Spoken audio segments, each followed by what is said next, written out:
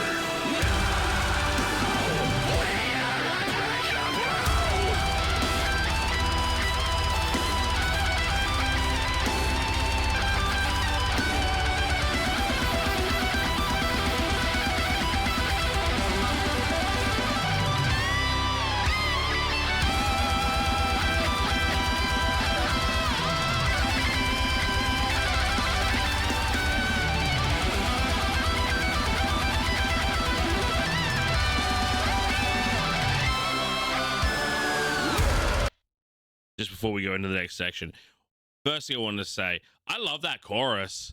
Like having that like heavy heavy vocal start layer, like phase of the chorus, then to bring in like the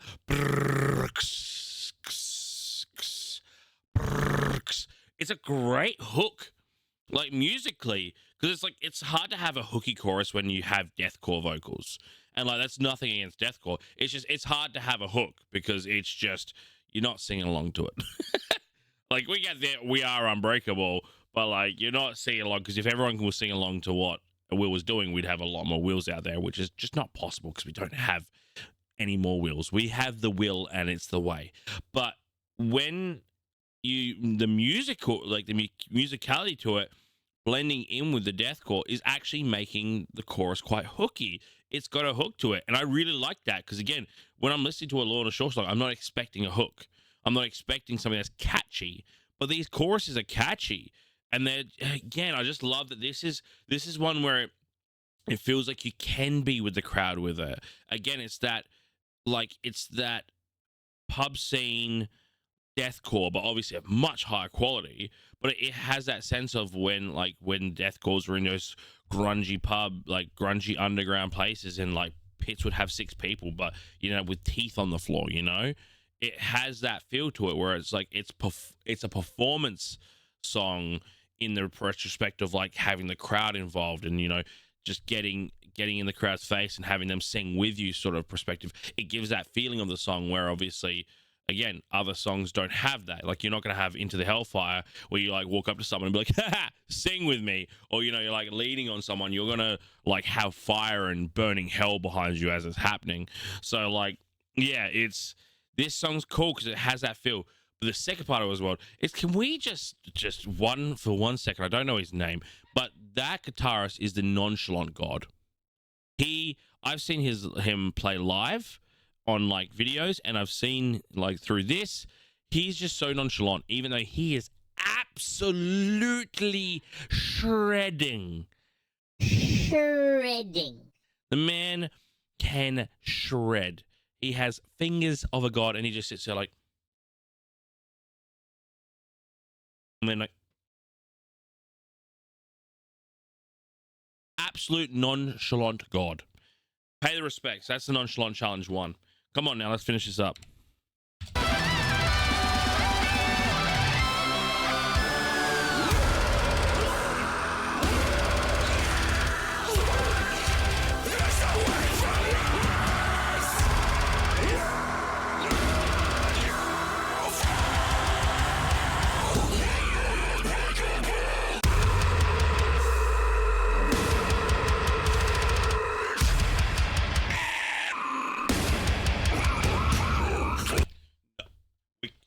We can't have these weird ass fucking sounds come. Oh, sorry about the French.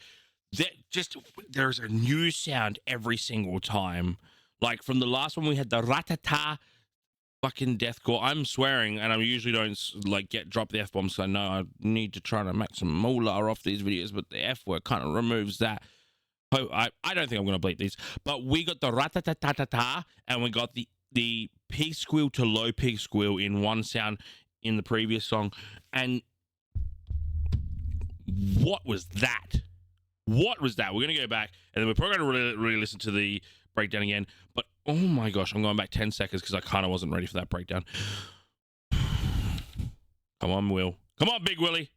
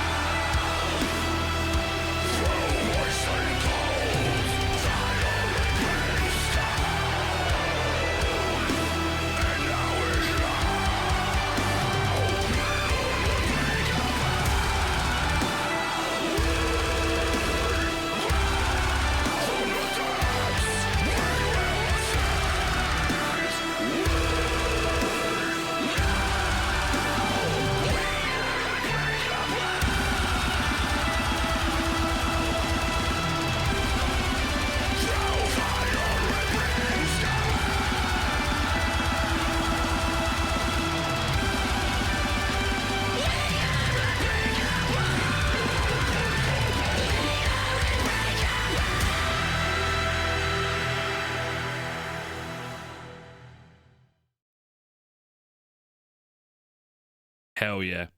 All right, break down one more time. I want it one more time, okay?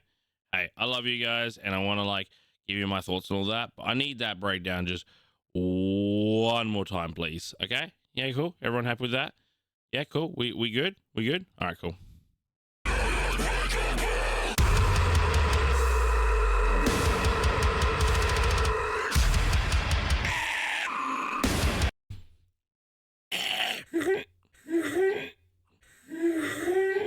Now, someone in the comments said that he does not do in-house peak scores. I'm sorry, he does. I don't care who you think you are, he does. There is no way there is ways of doing it, but there is no way that I can see this happening in like different situations. Again, with that one, I feel like that's an out in. It's and then so nah. I can't shift that. Nah, not without the snort in the middle. Nah, no way. Sorry.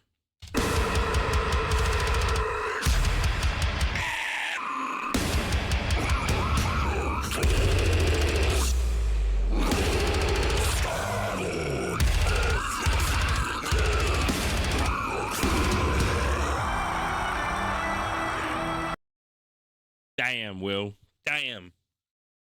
All right, let's break this down. I really enjoy this song for multiple reasons. One, this is a song that I can listen to regularly.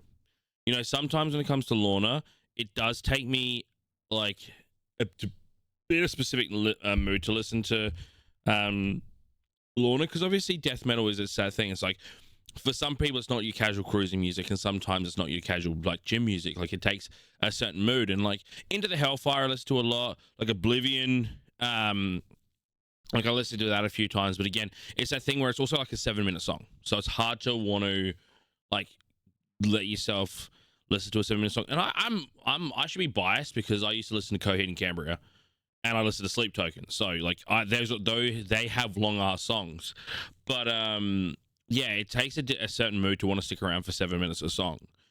And like Oblivion, I did that. But this one, bit shorter. And it has a bit more of like, it's deathcore, but it gives you a bit of that taste of hardcore that you could listen to this while you're driving and just be like, yeah, I'm going to jam out. Like this is what you can jam out to. Like, and that's what I like about this song, is it gives me that feel of like I can actually jam out like that I can get that head bob with it, and I can catch the chorus and all that. Whereas sometimes when it's just you have in your face for 6 minutes, it's like, okay, I need to be in a special mood to this. Like, don't get me wrong, Lorna Shore's really good for me editing. I love listening to Lorna Shore when I'm editing videos. For some reason, it just really focuses me because there's so much going on in my ears that it lets me like focus. That's called ADHD, and we love that. But because there's so much going on here, my like ear sense for like focusing just tunes out, because I know how the song goes, so I don't need to focus on what part's what, and I just listen to the sound of Lorna Shore when I'm editing, and I just love it for some reason. It's very weird, but Lorna Shore, love you for that. But it means I can like focus and like really get into the nitty gritty of editing if I don't have to listen to actual audio and I'm just doing the video parts of things. But this is something I can actually jam to.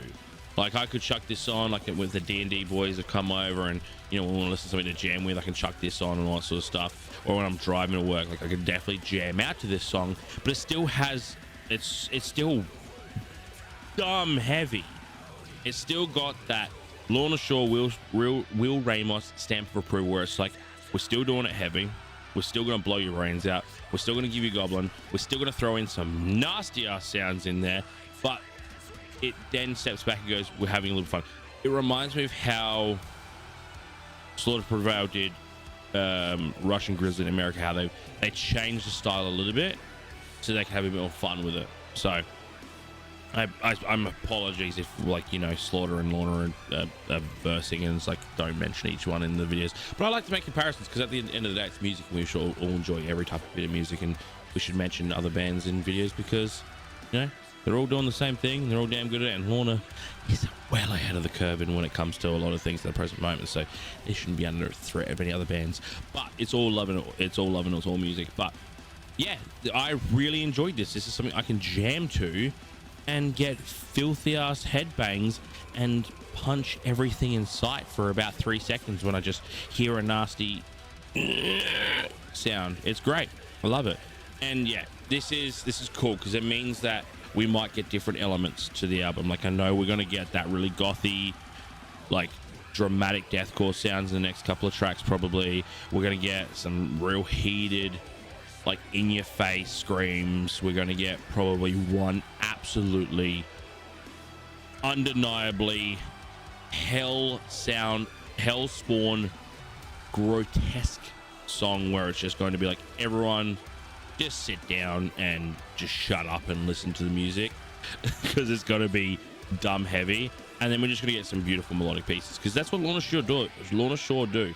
They take all of the characteristics of what deathcore could be, add a little bit of hardcore here and there, and yeah, you know, like little tiny metalcore elements can be seen in some of the songs sometimes, but they play with all the noises they can. They play with all the space, and they take risks. They go with, what can we put here? Like, what can I try?